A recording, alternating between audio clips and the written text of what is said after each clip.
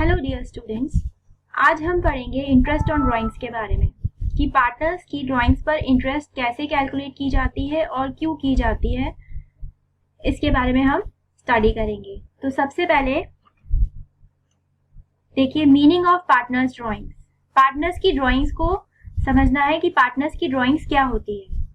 Partners drawings refers to the amount withdrawn by the partners in anticipation of their share of profit for meeting their private or domestic expenses.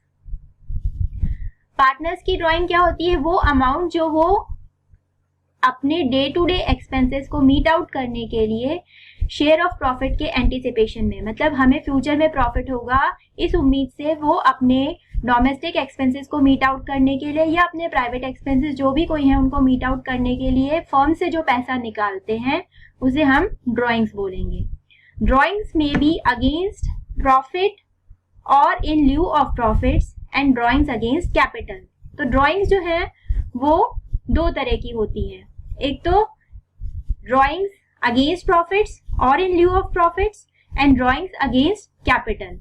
Drawings जो कि हम profits के anticipation में firm से withdraw करते हैं या फिर drawings against capital. Drawings against capital से मतलब है कि पार्टनर्स जो अपनी कैपिटल को अगर फर्म में से विड्रॉ कर रहे हैं तो that would be drawings against capital, right. जो फर्म में से पार्टनर अपनी कैपिटल को विड्रॉ करेंगे तो that would be drawings against capital, और अगर वो प्रॉफिट के उम्मीद में कुछ अमाउंट निकाल रहे हैं अपने एक्सपेंसेस को मीट आउट करने के लिए, that will be drawings in lieu of profits. तो हम इंटरेस्ट किसके ऊपर कैलकुलेट करते हैं? Drawings in lieu of profits के ऊपर। जो ड्राइंग्स हम अगेंस्ट प्रॉफिट निकालते हैं उसके ऊपर हम इंटरेस्ट कैलकुलेट करते हैं। अगर ड्राइंग्स अगेंस्ट कैपिटल के ऊपर जो हम इंटरेस्ट कैलकुलेट करेंगे तो वो क्या हो जाएगा? ड्राइंग्स अगेंस्ट कैपिटल एक अलग चीज हो जाएगी, ठीक है ना। तो हमें सिर्फ प्रॉफिट्स जो ड्राइंग्स अगेंस्ट प्रॉफिट है उसी पर हमें इंटरेस्ट कैलकुलेट करना है। For recording drawings against profit a separate drawing account for each partner is maintain. इसके लिए एक सेपरेट अकाउंट मेंटेन किया जाता है जिसे हम ड्राइंग अकाउंट कहते हैं।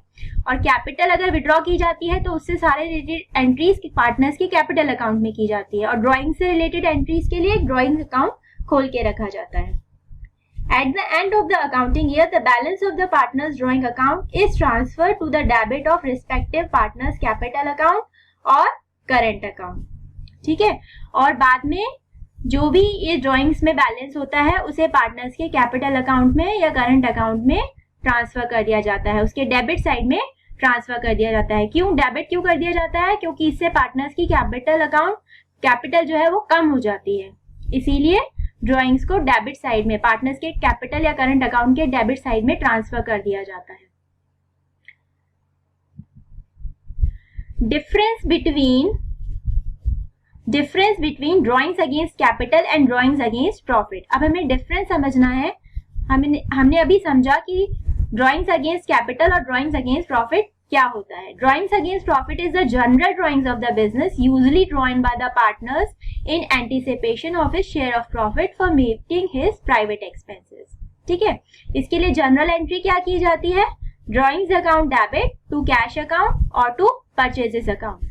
अगर हम कैश निकाल रहे हैं तो टू कैश अकाउंट, और अगर कोई सामान लेके जा रहा है पार्टनर फर्म से तो वो क्या हो जाएगा? To purchases account. फर्म जिस भी गुड्स में डील करती है, अगर पार्टनर्स वो गुड्स लेकर जा रहे हैं, जैसे फर्म सपोज कपड़ों के अंदर डील करती है और पार्टनर्स फर्म से कुछ कपड़े लेकर जा रहे हैं, तो फिर हम टू परचेजेस अकाउंट करेंगे। ये आप लोग 11th क्लास में पढ़ चुके हैं। While drawings against capital is the withdrawal of capital. While जो ड्राइंग्स अगेंस्ट कैपिटल क्या है? वो विड्रॉल ऑफ कैपिटल है।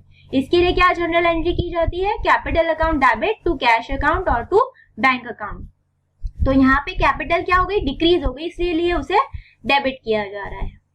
Interest on drawing is charged on the drawings against profit and not on the drawings against capital. तो हम interest किस पे charge करते हैं? ड्राइंग्स अगेंस्ट प्रॉफिट पर हम इंटरेस्ट चार्ज करते हैं, ठीक है। अब meaning of interest on drawings and its purpose, कि इंटरेस्ट और ड्राइंग्स जो है वो क्यों चार्ज की जाती है।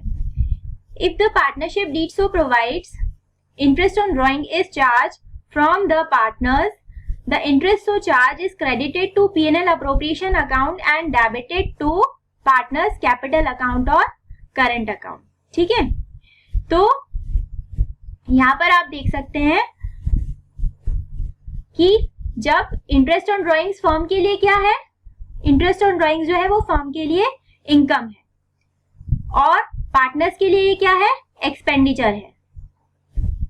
तो इसीलिए पार्टनर्स के करंट अकाउंट को क्या किया जाएगा, पार्टनर्स के करंट अकाउंट को या उनके कैपिटल अकाउंट को डेबिट किया जाएगा, क्योंकि इंटरेस्ट ऑन ड्रॉइंग से उनका कैपिटल जो है वो कम हो रही है, जबकि इंटरेस्ट ऑन ड्रॉइंग्स फर्म के लिए एक इनकम है, इसीलिए उसे क्रेडिट किया जाएगा।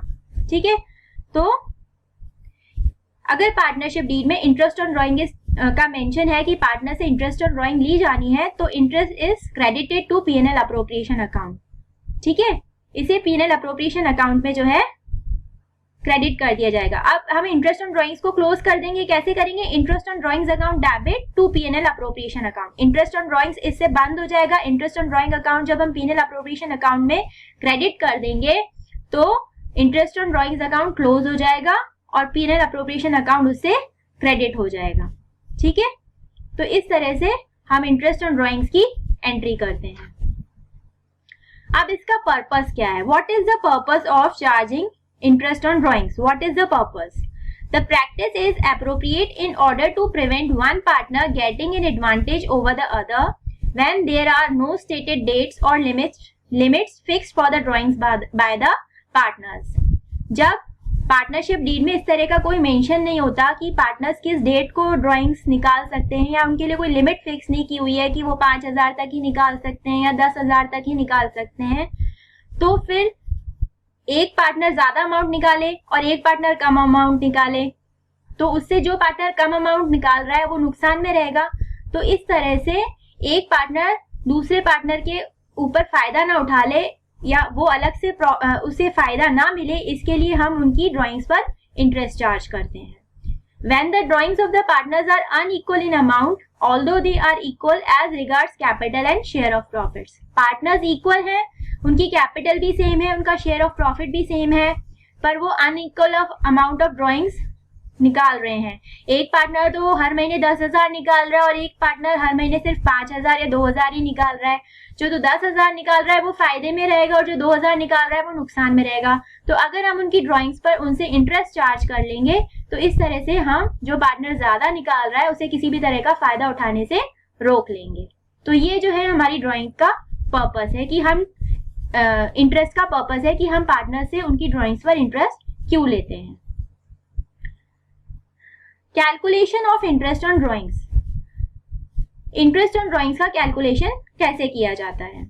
Interest on drawing is calculated with reference to the time period involve. जितना भी टाइम पीरियड इन्वॉल्व है, जैसे कि किसी पार्टनर ने हमारा अकाउंटिंग ईयर 1 जनवरी टू 31 दिसंबर है फॉर एग्जांपल, और कोई पार्टनर 1 फरवरी को जो है कोई अमाउंट निकाल रहा है एज अ ड्राइंग, जैसे वो 10,000 रुपीज निकाल रहा है, तो 1 फरवरी से लेकर 31 दिसंबर तक जो 11 मंथ्स हुआ उस पर हम उसकी ड्राइंग्स चार्ज करेंगे। तो यहाँ पर टाइम पीरियड से मतलब ये है कि with reference to the time period involve. It can be calculated by any of the following methods applicable to the circumstances. इनमें से किसी भी मेथड से, जो भी मेथड सर्कमस्टांसेस के हिसाब से एप्लीकेबल होगा उसके हिसाब से हम उनकी ड्राइंग्स पर इंटरेस्ट चार्ज करेंगे।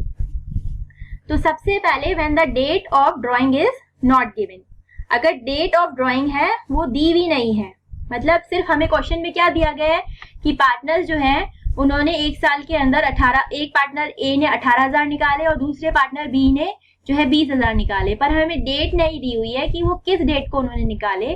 तो इसीलिए यहाँ पर कौन सा मेथड हम फॉलो करेंगे? Average period method. Under this method, the interest is calculated on the total amount of drawings withdrawn during the accounting period for half of the accounting period. That is for 6 months. That is for 6 months if the accounting period is 1 year, and for 3 months if it is 6 months and so on. तो हम क्या assume करते हैं कि हम जब partners की date नहीं दी हुई है तो हम 6 मंथ्स के हिसाब से उन पर इंटरेस्ट लेंगे। जैसे कि मैंने अभी आपको एग्जांपल दिया कि ए ने 18,000 निकाले, बी ने 20,000 रुपए निकाले, तो हम उनसे 6 मंथ्स के हिसाब से इंटरेस्ट लेंगे, ठीक है। अगर हमारा अकाउंटिंग पीरियड 1 ईयर का है और अगर अकाउंटिंग पीरियड 6 मंथ्स का ही है तो हम फिर 3 मंथ्स का उन पर इंटरेस्ट लेंगे, ठीक है। So it is based on the assumption that the amount is evenly withdrawn through out the year. हम ये क्या अज्यूम करते हैं कि एक निश्चित अमाउंट जो है वो पूरे ईयर बराबर टाइम पर निकाला गया है। जैसे कि इसमें हम क्या अज्यूम करते हैं, we can assume that an equal amount is withdrawn at the middle of each month, कि मिडल ऑफ ईच मंथ में जो है उन्होंने अमाउंट निकाला है। जैसे 24,000 किसी पार्टनर ने निकाला है एक साल के अंदर, एक साल किसी पार्टनर ने 24,000 की ड्राइंग्स निकाली है, तो हम क्या अज्यूम करेंगे कि 24,000 को 12 मंथ्स के पीरियड में डिवाइड कर लेते हैं कि उसने 2,000 हर महीने निकाले और वो भी कब निकाले, हर मंथ के मिडल में निकालें। ये अज्यूम करके हम ये मानते हैं कि 6 मंथ्स के हिसाब से हमें ड्राइंग्स उन पर चार्ज करनी है। तो जब भी अगर आपको डेट नहीं दी गई है कि किस दिन उन्होंने अमाउंट विड्रॉ किया था, तो आप 6 मंथ्स के हिसाब से जो है इंटरेस्ट निकालेंगे। तो इसके लिए फॉर्मूला क्या होगा, हमारा फॉर्मूला होगा टोटल अमाउंट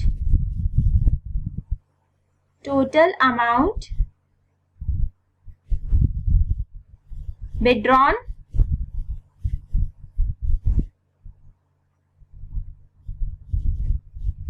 इंटू रेट, जो भी रेट ऑफ इंटरेस्ट होगा आपका, rate upon 100 into 6/12।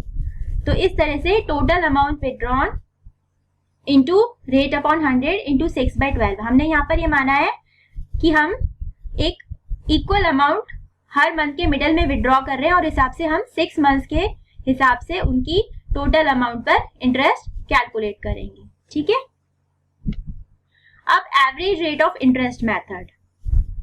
Sometimes the average rate of interest is given in the question. In such a case, it is assumed that rate of interest is already half on the basis of 6 months. Thus, time should not be considered.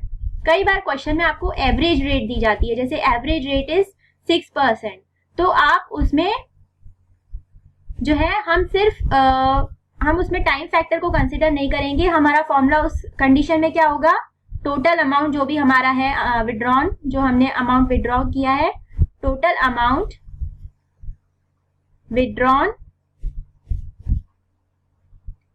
Into average rate, जो भी हमारी average rate question में दी गई है, जैसे 6% दी गई है average rate, तो एवरेज रेट अपॉन 100। तो हमारा ये फॉर्मूला हो जाएगा। यहाँ पे टाइम फैक्टर को कंसिडर नहीं किया जाएगा क्योंकि हम ये मानेंगे कि रेट जो है वो ऑलरेडी 6 मंथ्स के बेस पे हाफ की हुई है। जैसे रेट अगर 12% थी तो उसे एवरेज करके 6% बताया जा रहा है, तो इसीलिए हम यहाँ पर 6 मंथ्स नहीं लेंगे। Note, when the rate of interest is given without the word per annum, interest is charge without considering the time factor. कभी कभी क्वेश्चन में सिर्फ आपको रेट ऑफ इंटरेस्ट दे दी जाती है, द वर्ड पर एनम नहीं लगाया जाता। जैसे क्वेश्चन में सिर्फ लिख दिया जाता है कि interest on drawing is charge at the rate of 6%, पर एनम यहाँ पर नहीं लगाया जा रहा है। Interest on drawings will be charge at the rate 6%। तो आप यहाँ पर टाइम फैक्टर यहाँ पर कंसिडर नहीं किया जाएगा। आप सिर्फ टोटल अमाउंट जो भी विड्रॉ करना है, टोटल अमाउंट जो भी पार्टनर्स ने विड्रॉ किया है, टोटल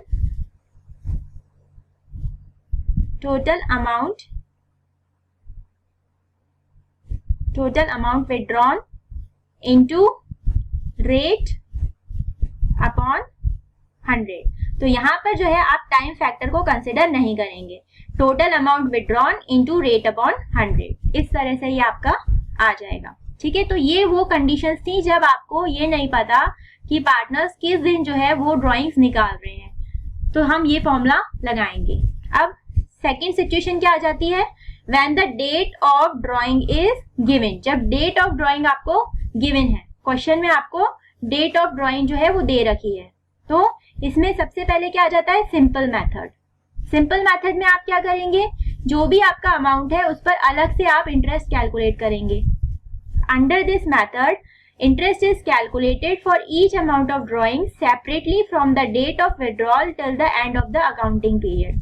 हमारा इंटरेस्ट निकालने का फॉर्मूला क्या होता है, हमारा फॉर्मूला होता है interest equals to amount of drawing amount withdrawn into rate upon 100 into जो भी मंथ्स अपॉन 12। ठीक है, तो सपोज अगर पार्टनर ने फर्स्ट फैब को अमाउंट विड्रॉ किया है, तो फर्स्ट फैब से 31 दिसंबर तक कितना हो गया, 11 मंथ्स हो गए। तो यहाँ पे मंथ्स की जगह पे 11th आ जाएगा, 11/12 हो जाएगा। और 10,000 उसने फर्स्ट फैब को विड्रॉ किए हैं, तो 10,000 हमारा यहाँ अमाउंट आ जाएगा। रेट जो भी है इंटरेस्ट की 6% पर एनम है या 5% पर एनम है वो आ जाएगी, और 11 मंथ्स अपॉन 12। तो ऐसे हर अमाउंट के लिए हम अलग अलग इंटरेस्ट कैलकुलेट करेंगे। जैसे फर्स्ट फैब को उसने 10,000 निकाला, फिर 1 जुलाई को उसने फिर से 10,000 निकाला, तो अब 1 जुलाई से 31 दिसंबर तक कितने मंथ हो गए, 6 मंथ्स हो गए। तो अब उस 10,000 पर, उस अलग से जो 10,000 उसने विड्रॉ किया है उस पर, जैसे एग्जांपल मैं आपको दे रही हूँ, जो अलग से उसने 10,000 विड्रॉ किया है उस पर जैसे 5% पर एनम हमारी रेट ऑफ इंटरेस्ट है, तो 5% के हिसाब से 6 मंथ्स का उस पर चार्ज कर लेंगे, प्लस जो 10,000 उसने पहले विड्रॉ किए थे 10,000 इंटू 5/100 इंटू 11/12। ऐसे हर अमाउंट पर हम अलग अलग इंटरेस्ट चार्ज करके और उसका टोटल अमाउंट हम निकाल लेंगे। तो ये सिंपल मेथड है। ठीक है, अब हम आगे पढ़ते हैं कि जब डेट ऑफ ड्रॉइंग गिवन है तो हम प्रोडक्ट मेथड भी लगा सकते हैं। When different amount is withdrawn at different time intervals during a year, the interest will be calculated with product method. Each amount of drawing is multiplied with the number of days, months from the date of drawings to the date of final accounts, and then all the products are summed up and interest is calculated on it for 1 month or 1 day as the case may be by applying the following formula. ठीक है, तो इसमें हम क्या formula लगाते हैं कि जितनी भी अलग अलग हमारी रेट है, जैसे इंटरेस्ट का यहाँ पे कैसे कैलकुलेशन होगा, रेट हमारी रेट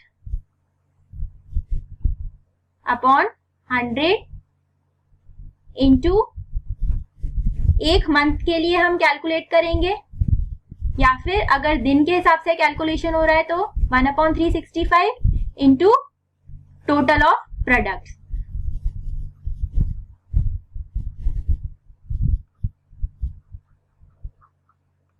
सपोज जैसे भी मैंने आपको लास्ट एग्जांपल दिया था कि फर्स्ट फैब को उसने जो है 10,000 रुपीज निकाले, तो फर्स्ट फैब से 31 दिसंबर तक 11 मंथ हो रहे हैं, तो 11 को हम किससे मल्टीप्लाई कर लेंगे, 10,000 से मल्टीप्लाई कर लेंगे। सिमिलरली जो उसने सपोज 5,000 फर्स्ट जुलाई को निकाले हैं, तो इस 5,000 को हम 6 से मल्टीप्लाई कर लेंगे। और सपोज उसने 2,000 जो है वो फर्स्ट अक्टूबर को निकाले हैं, तो अक्टूबर नवंबर दिसंबर 3 मंथ्स हो गए। 3 मंथ से यहाँ पे हम इसको मल्टीप्लाई कर लेंगे। ठीक है,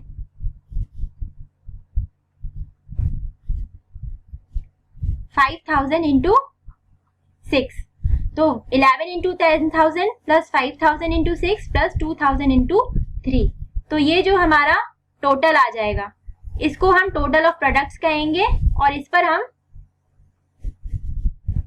1 मंथ के हिसाब से जो है इंटरेस्ट निकाल लेंगे। ठीक है, तो ये हमारा प्रोडक्ट मेथड है।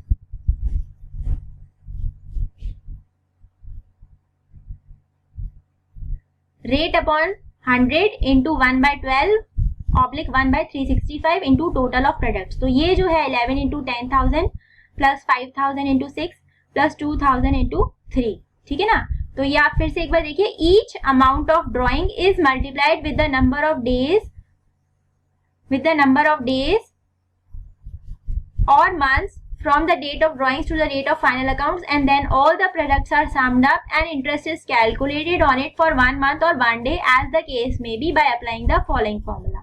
तो हमारा फॉर्मूला क्या हो गया, rate upon 100 into 1/12 into total of products. ठीक है, तो ये हमारा प्रोडक्ट मेथड हो गया। जैसे कि एक एग्जांपल मैंने आपको यहाँ पर दिया है,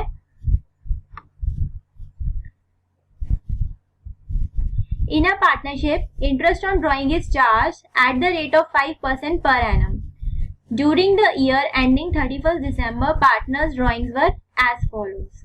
ठीक है, तो पार्टनर्स की ड्राइंग क्या थी, 2000 को उन्होंने फर्स्ट फैब 2015 को उन्होंने 2000 विदड्रॉ किए, 1 मई 2015 को 1000 विदड्रॉ किए, 30 सितंबर 2015 को 3000 विदड्रॉ किए और 31 दिसंबर 2015 को 1000 विदड्रॉ किए। ठीक है, तो यहाँ पे हम डेट लिखते हैं, डेट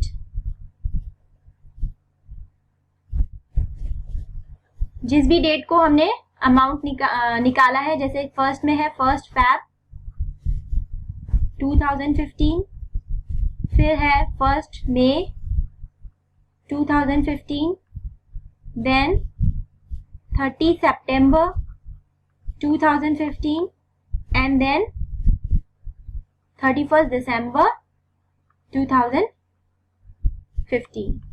ये तो डेट हो गई। देन अमाउंट हमारा क्या आ गया, 1 फैब को 2000, 1 मई को 1000, 30 सितंबर को 3000 एंड 31 दिसंबर को 1000। ठीक है, अब टाइम पीरियड इन्वॉल्व। ठीक है, टाइम पीरियड इन्वॉल्व, 1 फैब से 31 दिसंबर तक कितना हो गया, 11 मंथ्स। 1 मई से 31 दिसंबर तक आप काउंट करिए तो हो जाएंगे 8 मंथ्स। ठीक है, मई, जून, जुलाई, अगस्त, सितंबर, अक्टूबर, नवंबर, दिसंबर। ठीक है, 8 मंथ्स। 30 सितंबर से काउंट कीजिए तो अक्टूबर, नवंबर, दिसंबर 3 मंथ्स एंड 31 दिसंबर तो लास्ट में है ही, तो यहाँ पे आ जाएगा 0 मंथ्स। ठीक है, अब हम इसका प्रोडक्ट निकालेंगे। ठीक है, प्रोडक्ट में हम किसको मल्टीप्लाई करेंगे, सपोज ये ए कॉलम है, this is B column, this is C column and this is D column. तो डी कॉलम में क्या आ जाएगा, D equals to B into C. तो 2000 इंटू 11 कितना हो जाएगा, 22,000। 1000 इंटू 8 क्या हो जाएगा, 8000। 3000 इंटू 3 क्या हो जाएगा, 9000 और 1000 इंटू 0 0। तो टोटल ऑफ प्रोडक्ट्स क्या हो जाएगा, 39,000। कितना हो जाएगा, 39,000। ठीक है, इस 39,000 पर हमारी रेट ऑफ इंटरेस्ट क्या है, 5% पर एनम। तो 5% पर एनम के हिसाब से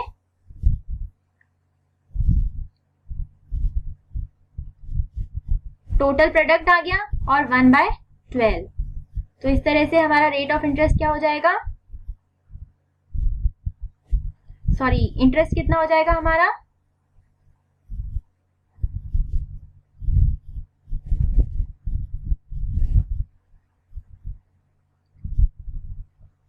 फाइव 0 ज़ा 0, 5 9 ज़ा 45, 5 3 ज़ा 15, 15 and 4 19 divided by 12, 2 6 are 12, 2 9 are 18, 15, 2 7 are 14, 10, 2 5 are 10. Now अब हम इसके 6 1 are 6, 37, 6 6 are 36,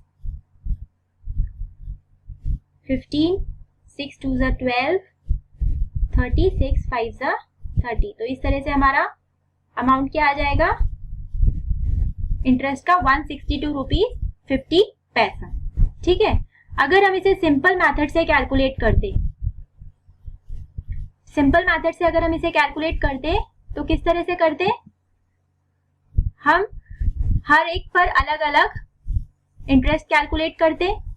2000 पर 11 मंथ्स के लिए इंटरेस्ट कैलकुलेट करते, 1000 पर 8 मंथ्स के लिए इंटरेस्ट कैलकुलेट करते, 3000 पर 3 मंथ्स के लिए इंटरेस्ट कैलकुलेट करते और 1000 पर 0 मंथ्स के लिए इंटरेस्ट कैलकुलेट करते। तो मैं आपको ये बताती हूँ कि फॉर्मूला हमारा निकला कैसे। ठीक है, देखिए 2000 पे पहले हम निकालते हैं इंटरेस्ट 11 मंथ्स का। 2000 इंटू 11/12, रेट ऑफ इंटरेस्ट हमारी 5/100 प्लस फिर हमने कितना विड्रॉ किया था 1000 पर 8 मंथ्स का और 3000 पर 3 मंथ्स का। ठीक है, 1000 पर 8 मंथ्स का और 3000 पर 3 मंथ्स का एंड लास्ट में 1000 पर 0 मंथ्स का। ठीक है, 1000 पर 0 मंथ्स का। तो अगर हम, ये प्लस का साइन है, ठीक है, तो पहले 2000 पर 11 मंथ्स का कैलकुलेट करते, फिर 1000 पर 8 मंथ्स का कैलकुलेट करते, फिर 3000 पर 3 मंथ्स का कैलकुलेट करते और 1000 पर 0 मंथ्स का मतलब 0 हो जाता। तो इस तरह से हम अलग अलग इंटरेस्ट कैलकुलेट करते और उसका सम कर देते। पर अब हम इस फॉर्मूला में कैसे कर सकते हैं, जो कॉमन चीज है वो बाहर निकाल लेते हैं। 5/100 कॉमन है, वो हमने बाहर निकाल लिया। 1/12 कॉमन है, वो बाहर निकाल लिया। अंदर क्या बचा 2000 into 11 plus 1000 into 8 plus 3000 into 3 plus 1000 into 0। तो यही वो हमारा जो अमाउंट था 39,000 जो हमारा टोटल ऑफ प्रोडक्ट्स आ रहा था वही आ जाएगा। तो देखिए 39,000 पर इस तरह से हमने 1 मंथ का इंटरेस्ट कैलकुलेट कर लिया। तो ये हमारा प्रोडक्ट मेथड हो गया। इसे हम कब अप्लाई करते हैं, जब अलग अलग अमाउंट को पार्टनर्स अलग अलग टाइम पर विड्रॉ करते हैं। तो यहाँ पे आपने देखा कि जो अमाउंट उन्होंने विड्रॉ किया वो भी अलग अलग था, टाइम पीरियड भी अलग अलग था। तो हम इस पर प्रोडक्ट मेथड से इंटरेस्ट कैलकुलेट कर सकते हैं। तो ये सारे फॉर्मूले कब एप्लीकेबल है, जब हमें डेट ऑफ ड्रॉइंग दी हुई है। ठीक है, अब तीसरा क्या आ जाता है कि monthly and quarterly drawings method. ठीक है, if uniform amount is withdrawn at each time and the interval between the withdrawal is also uniform, in such a case interest on drawing is charged either by the product method or the interest on drawing is charged on the total amount of drawings withdrawn during the accounting period for a period which is the average of the longest period, that is the period involved in the first drawing, and the shortest period, that is the period involved in the last drawing. जब partners एक limited, एक uniform amount, एक निश्चित amount जो है हर month withdraw कर रहे हैं या हर क्वार्टर में विड्रॉ कर रहे हैं, जैसे कि वो हर महीने की पहली तारीख को 1 जनवरी 1 फरवरी इस तरह से हर महीने की पहली तारीख को 2000 रुपीज निकाल रहे हैं, या हर महीने की आखिरी तारीख को 2000 रुपीज निकाल रहे हैं, या हर महीने के बीच में 2000 रुपीज निकाल रहे हैं, या हर क्वार्टर के एंड में। क्वार्टर क्या होता है, 3 मंथ्स के पीरियड को हम क्वार्टर कहते हैं। तो क्वार्टरली ड्रॉइंग से उनकी हर क्वार्टर के एंड में निकाल रहे हैं, या हर क्वार्टर के बिगनिंग में निकाल रहे हैं, या हर क्वार्टर के मिडल में निकाल रहे हैं और यूनिफॉर्म अमाउंट निकाल रहे हैं। तो हम क्या करेंगे, जितना भी अमाउंट उन्होंने विड्रॉ किया है उसका टोटल कर लेंगे। जैसे 2000 हर मंथ के बिगनिंग में निकाल रहे हैं, तो पूरे साल में कितना निकालेंगे, 24,000 निकालेंगे। ठीक है, इस 24,000 पर हम रेट ऑफ इंटरेस्ट जो भी हमारा गिवन है, जैसे 5% गिवन है, तो 5% के हिसाब से किस अमाउंट पे निकालेंगे, किस टाइम पीरियड हमारा क्या होगा, जो लॉन्गेस्ट टाइम पीरियड होगा प्लस शॉर्टेस्ट टाइम पीरियड का हम एवरेज ले लेंगे। ठीक है ना, जैसे अगर वो हर महीने की पहली तारीख को निकाल रहे हैं 1 जनवरी 1 फरवरी, तो लॉन्गेस्ट टाइम पीरियड क्या हो गया, 1 जनवरी टू 1 जनवरी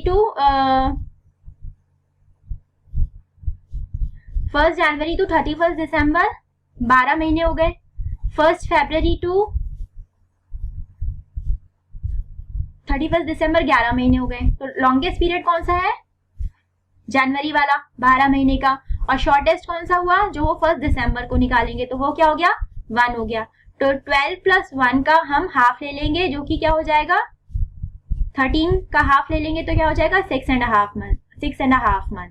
तो 2000 का पूरे साल का विड्रॉन जो हर महीने निकालते हैं उस हिसाब से 24,000 पर हम 6.5 महीने का इंटरेस्ट निकालेंगे। तो इससे अलग अलग टाइम पीरियड पे हम निकालेंगे कि अगर वो हर मंथ के बिगनिंग में निकाल रहा है तो क्या होगा, कितने महीने के हिसाब से निकाला जाएगा। इस तरह से हम एवरेज पीरियड ले लेंगे, longest period plus shortest period का एवरेज ले लेंगे।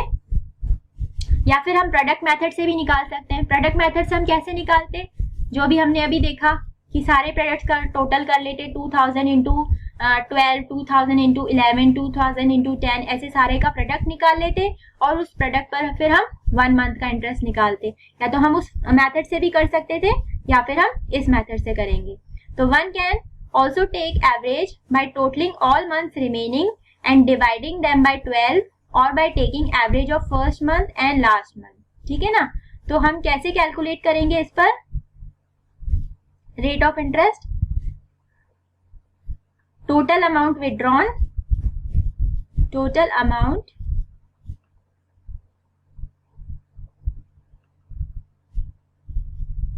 Withdrawn into rate upon 100 and average period हम निकाल लेंगे, जो कि क्या होगा, इस charge on the with the average of longest period plus shortest period. ठीक है, तो एवरेज निकाल लेंगे, क्या होगा वो, longest period plus shortest period और उसका हम एवरेज निकाल लेंगे और डिवाइडेड बाय 12। ठीक है,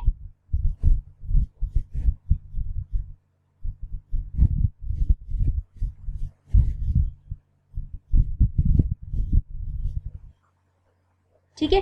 तो इस तरह से हम इस वाले मेथड से निकाल लेंगे। Total amount withdrawn into rate upon 100 और टाइम पीरियड क्या आ जाएगा, longest period plus shortest period upon 2 divided by 12। या तो इस मेथड से निकालें या फिर प्रोडक्ट मेथड से निकालें या फिर one can also take average by totalling all months remaining and dividing them by 12।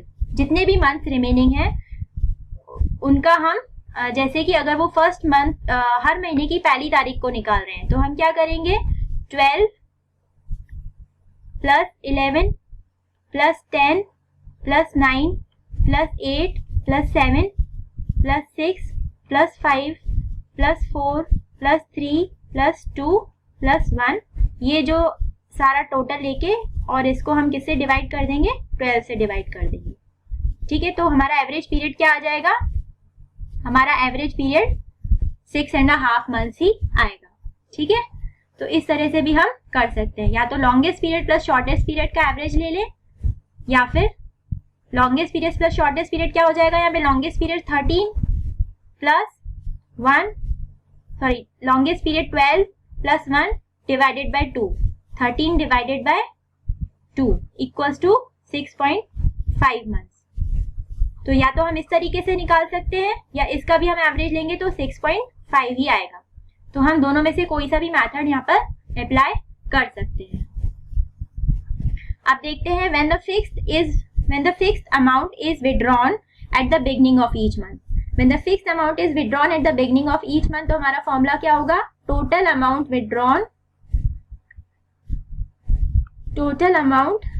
withdrawn into rate upon 100 into 6.5 divided by 12।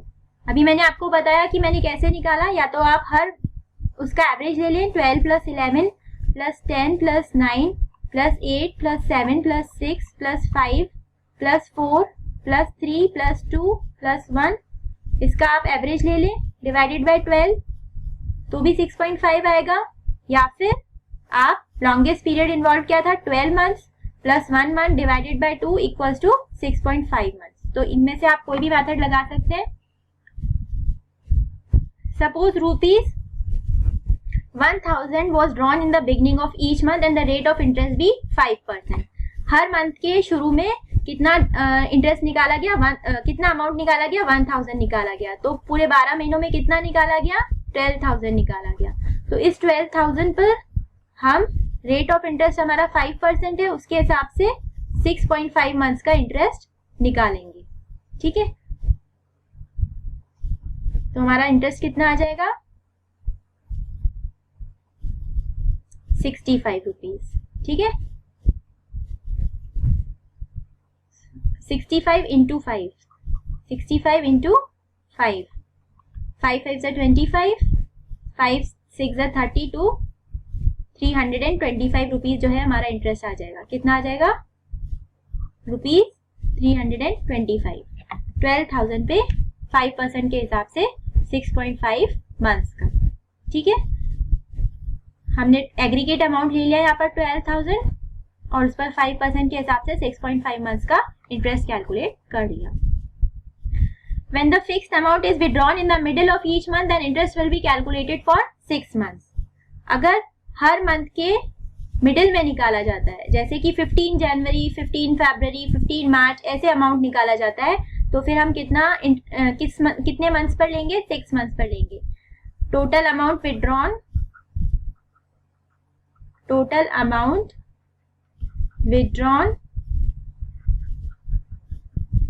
into rate upon 100 into 6/12।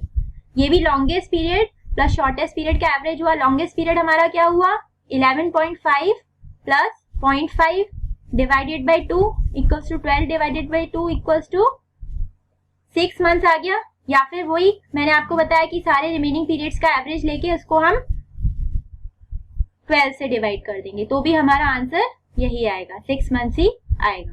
ठीक है, 9.5 plus 8.5 plus 7.5 plus 6.5 plus 5.5 plus 4.5 plus 3.5 plus 2.5 plus 1.5 plus 0.5। ठीक है, और इन सब का total लेके हम किससे डिवाइड कर देंगे 12 से डिवाइड कर देंगे तो भी हमारा एवरेज जो है वो 6 मंथ्स ही आएगा। तो अगर हर मंथ के मिडल में अमाउंट निकाला जा रहा है तो हम इस हिसाब से इंटरेस्ट कैलकुलेट करेंगे। When the fixed amount is withdrawn on the last day of every month, interest is calculated for 5.5 months। हमारा फॉर्मूला क्या होगा टोटल अमाउंट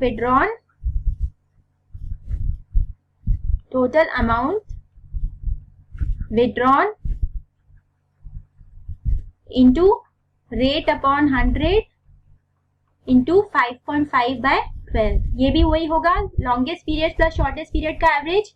लॉन्गेस्ट पीरियड यहाँ पे क्या हुआ 11 मंथ्स और शॉर्टेस्ट पीरियड क्या हुआ 0 मंथ्स। 31 दिसंबर को निकाला तो 0 months divided by 2 equals to 5.5 months. ठीक है, या फिर उसी तरह से हम एवरेज लेंगे 11 plus 10 plus 9 plus 8 plus 7 plus 6 plus 5 plus 4 plus 3 plus 2 plus 1।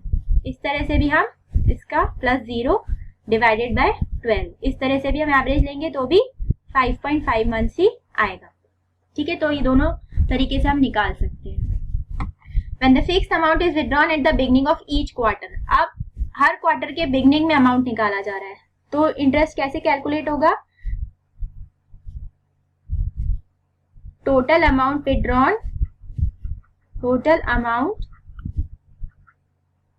withdrawn into rate upon 100 7.5 divided by 12। अब 7.5 कैसे आया वही longest period plus shortest period. Longest period क्या है हर क्वार्टर के बिगनिंग में कर रहे हैं तो पहले क्वार्टर अगर 1 जनवरी को करा तो पहले क्वार्टर से 31 दिसंबर तक कितना टाइम पीरियड हो गया 12 मंथ्स। और उसके बाद लास्ट क्वार्टर मतलब 1 अक्टूबर को करा तो 1 अक्टूबर से 31 दिसंबर तक कितना हो गया 3 मंथ्स डिवाइडेड बाय 2 तो 15 डिवाइडेड बाय 2 इक्वल्स टू 7.5। ठीक है, या फिर आप इस तरह से भी एवरेज ले सकते हैं 12 plus 9 plus 6 plus 3 divided by 4। यहाँ पे 4 डिजिट है तो एवरेज 4 से लिया जाएगा तो भी 7.5 आएगा। तो इस तरह से भी आप निकाल सकते हैं। ठीक है, When the fixed amount is withdrawn at the end of each month, है ना, फिक्स अमाउंट कब विड्रॉ किया जाता है at the end of each month तो भी हम क्या करेंगे टोटल अमाउंट विड्रॉन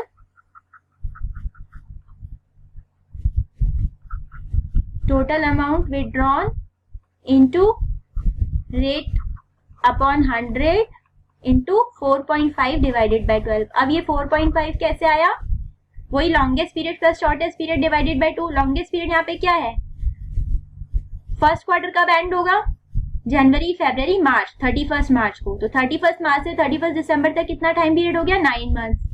और उसके बाद लास्ट क्वार्टर के एंड में यानी 31 दिसंबर को, तो 9 plus 0 divided by 2 is equal to 4.5, या फिर 9 plus 6 plus 3 plus 0 divided by 4, तो 9 प्लस 6 15 प्लस 3 इक्वल्स टू 18। 18 को 4 से डिवाइड करेंगे तो 4 4 से 16 एंड 4.5। तो इस तरह से अगर क्वार्टर के एंड में अमाउंट निकाला जा रहा है तो 4.5 मंथ्स के लिए। And the fix amount is withdrawn in the middle of each quarter, तब हमारा टाइम पीरियड क्या आ जाएगा? 6 months. Total amount withdrawn into rate upon 100 into 6/12। अब ये 6 कैसे आया?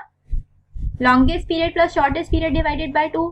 तो मिडल ऑफ ईच क्वार्टर, तो पहले क्वार्टर का मिडल क्या हुआ? 10.5, और लास्ट क्वार्टर के मिडल का क्या हुआ? 1.5 डिवाइडेड बाय 2। तो 10.5 plus 1.5 equals to 12 divided by 2 equals to 6 months, या फिर 10.5 फिर इसमें से 3 डिडक्ट कर दिए तो कितना आया? 7.5, फिर 3 डिडक्ट कर दिए तो 4.5, फिर 3 डिडक्ट कर दिए तो 1.5 डिवाइडेड बाय 4। तो इसका एवरेज भी हमारा 6 ही आएगा। ठीक है, तो इस तरह से जब हर क्वार्टर के मिडल में अमाउंट विड्रॉ किया जा रहा है तो हमारा 6 मंथ्स के लिए हम इंटरेस्ट कैलकुलेट करेंगे। ठीक है, तो ये सब तब थे जब हमें date of drawing is given है। तो अगर किसी भी मंथ के बिगनिंग में हम अमाउंट विड्रॉ कर रहे हैं तो 6.5 मंथ्स के लिए निकालेंगे, किसी भी मंथ के एंड में विड्रॉ कर रहे हैं तो 5.5 मंथ्स के लिए निकालेंगे, मंथ्स के मिडल में निकाल रहे हैं तो 6 मंथ्स के लिए निकालेंगे, किसी क्वार्टर के बिगनिंग में निकाल रहे हैं तो 7.5 मंथ्स के लिए निकालेंगे, क्वार्टर के एंड में निकाल रहे हैं तो 4.5 मंथ्स के लिए निकालेंगे, और क्वार्टर के मिडल में निकाल रहे हैं तो 6 मंथ्स के लिए निकालेंगे। ठीक है, आप चाहें तो एवरेज भी ले सकते हैं और चाहें तो फॉर्मूला याद भी कर सकते हैं। अगर फॉर्मूला याद नहीं होता है तो आप इस तरह से एवरेज निकाल सकते हैं। ठीक है, अब मैं आपको यहाँ पर एक एग्जांपल दे रही हूँ, हम क्वेश्चंस भी सॉल्व करेंगे जिससे हमारे कॉन्सेप्ट्स एकदम क्लियर हो जाए। Ram and Mohan are 2 partners, draw for their private use rupees 1 lakh, this is 1,20,000 and rupees 80,000. Interest is chargeable at the rate of 6% per annum on the drawings. Calculate interest on drawings. अब आप यहाँ पे देखिए कि date हमको नहीं गिवन है कि कब उन्होंने पैसे निकाले, तो हम यहाँ पर 6% पर एनम रेट ऑफ इंटरेस्ट दी हुई है, तो अब टाइम पीरियड क्या लेंगे? एवरेज लेंगे, जो कि क्या होगा? 6 मंथ्स होगा। मैंने आपको बताया था कि जब डेट ऑफ ड्रॉइंग गिवन नहीं होती तो हम 6 मंथ्स के हिसाब से इंटरेस्ट निकालते हैं। तो interest on drawings of Ram equals to 1,20,000 into 6/100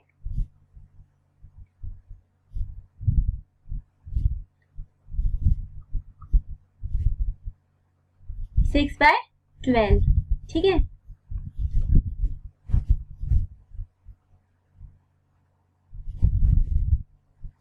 तो कितना आया रेट ऑफ इंटरेस्ट? वो अमाउंट कितना आ गया हमारा? 3600। ठीक है, इसी तरह से मोहन का निकालेंगे।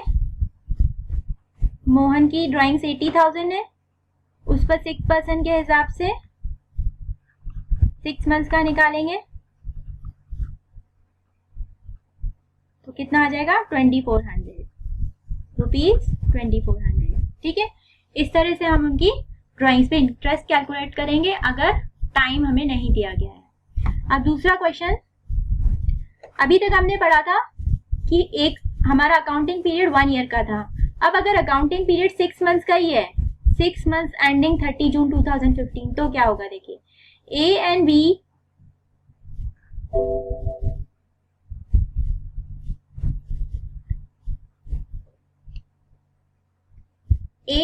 B are 2 partners sharing profits equally. A drew regularly ₹4,000 at the beginning of every month and B drew ₹3,000 at the end of every month for the 6 months ending 30 June 2015. Calculate interest on drawings at the rate of 5% per annum. ठीक है, तो अब यहाँ पर हर महीने A क्या निकाल रहा है, हर महीने के बिगनिंग को निकाल रहा है। तो 400 उसने कब तक निकाले, 6 मंथ्स तक निकाले, क्योंकि हमारा पीरियड क्या है, 6 मंथ्स का ही है। तो 6 मंथ्स के लिए निकाले उसने। ठीक है, तो कितने निकाले, 2400 रुपीज निकाले ए ने, ड्रॉइंग्स ऑफ ए।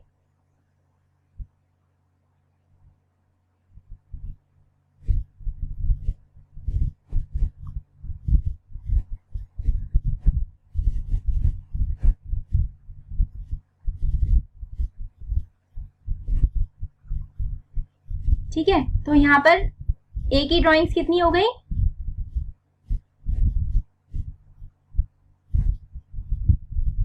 2400 हो गई, और बी की ड्राइंग्स कितनी हो गई, ड्राइंग्स ऑफ ए, और ड्राइंग्स ऑफ बी कितनी हो गई,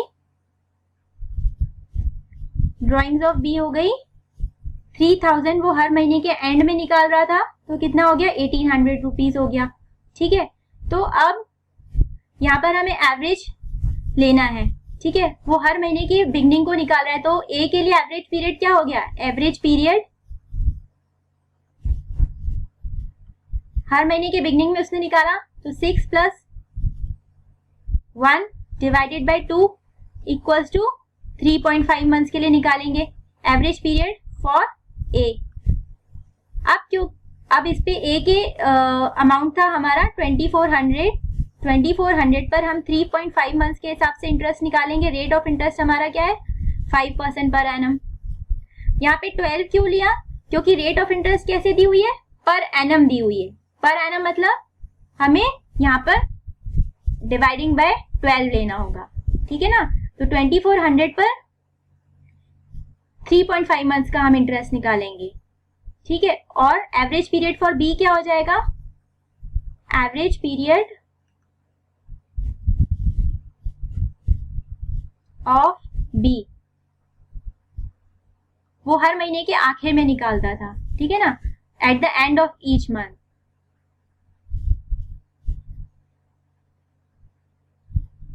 at the end of each month निकालता था, तो 5 प्लस,